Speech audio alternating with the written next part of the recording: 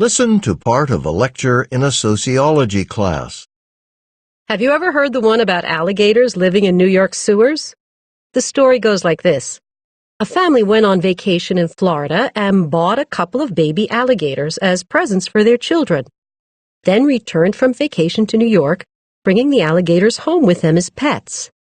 But the alligators would escape and find their way into the New York sewer system where they started reproducing, grew to huge sizes, and now strike fear into sewer workers. Have you heard this story?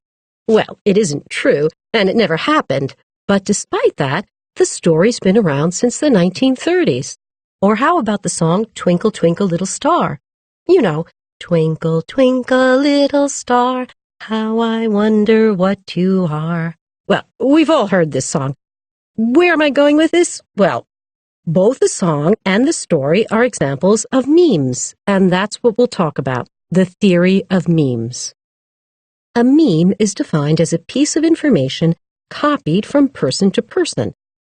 By this definition, most of what you know, ideas, skills, stories, songs, are memes.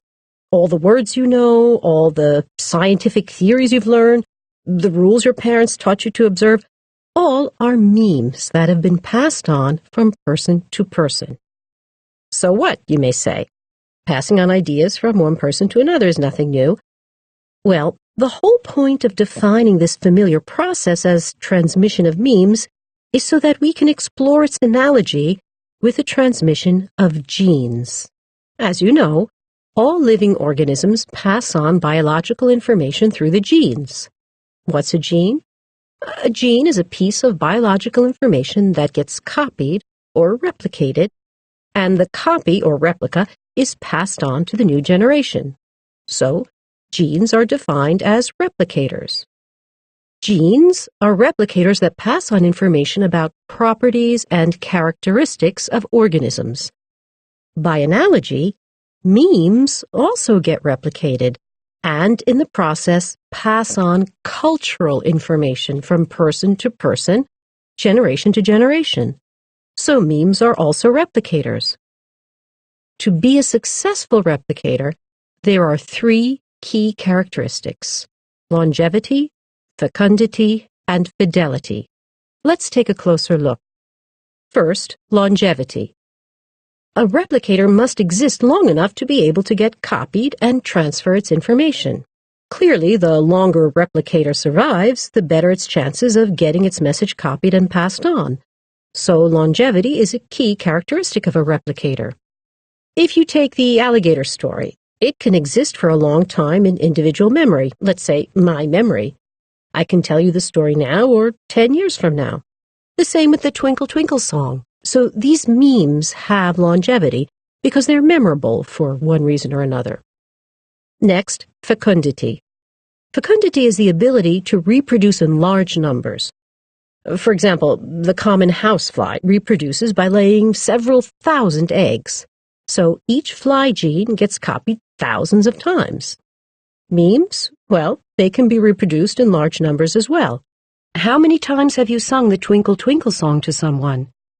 Each time you replicated the song, and maybe passed it along to someone who didn't know it yet, a small child maybe. And finally, fidelity. Fidelity means accuracy of the copying process.